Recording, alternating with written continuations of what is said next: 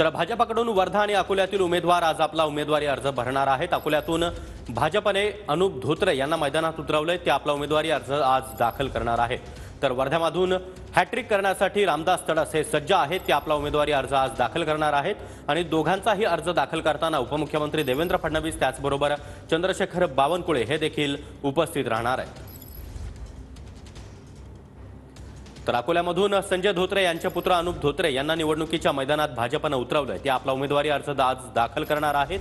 तर दुसरीकडून वर्ध्यामध्ये रामदास तडस आज आपला उमेदवारी अर्ज दाखल करतील। सलग तिसऱ्यांदा ते खासदार म्हणून लोकसभेमध्ये जाणार असा विश्वास तडस यांनी व्यक्त केला।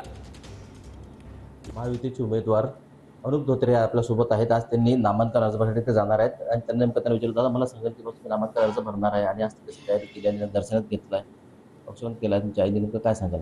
घरचे आमच्या घरातील मंदिरातील देवांचे दर्शन घेतले, आमचे मंदिरं असतील तिथे दर्शन घेऊन आज आनंदाच्या वातावरणात पक्षाचे सगळे नेते देवेंद्रजी आहेत, आमचे अध्यक्ष चंद्रशेखरजी बावनकुळे आहेत, अकोल्याचे पालकमंत्री विखे पाटील साहेब आणि अकोल्यातील सगळेच लोकसभेतील आमदार यांच्या साथीने आणि सगळ्यात महत्त्वाचं म्हणजे भारतीय जनता पार्टी आणि महायुतीचे सगळे कार्यकर्ते यांच्या उपस्थितीत अकोल्यातील लोक मतदार यांच्या उपस्थितीत आज अर्ज भरत आहे। अतिशय आनंदाचं वातावरण आहे। आपली बार 400 सरकार जो आहे हा नारा जो आहे पार होईल का, काय सांगते?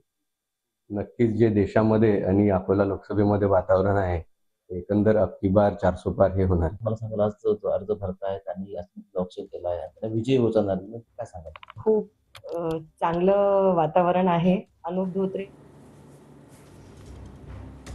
वर्धा लोकसभा मतदारसंघामध्ये नामांकन अर्ज भरण्याची प्रक्रिया सुरू असून उमेदवार आपले उमेदवारी अर्ज दाखल करत आहेत। आज महायुतीचे उमेदवार रामदास तडस हे नामांकन अर्ज दाखल करणार आहेत। त्याकरिता अनेकांत स्वाध्याय मंदिर येथे सभेचं आयोजन करण्यात आलेलं आहे। इथे छोटेखानी सभा होणार आहे आणि या सभेला तसंच नामांकन अर्ज दाखल करण्याला राज्याचे उपमुख्यमंत्री देवेंद्र फडणवीस, भारतीय जनता पक्षाचे प्रदेशाध्यक्ष चंद्रशेखर बावनकुळे तसेच घटक पक्षातील नेते मंडळी कार्यकर्ते उपस्थित राहणार आहे।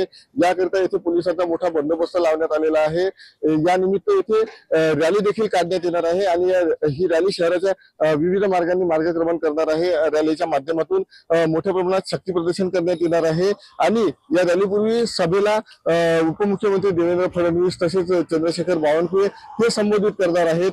त्याशिवाय घटक पक्षातील नेते मंडळी देखील यावेळी मार्गदर्शन करणार आहे आणि या लोकसभेच्या रिंगणामध्ये महायुतीच्या वतीने तिसऱ्यांदा रामदास तडस हे उमेदवारांमधून रिंगणात आहेत आणि या सभेमध्ये नेते मंडळी काय संबोधित करणार याकडे सर्वांचं लक्ष लागलेलं आहे। महेश मुंजावर, TVN मराठी, वर्धा।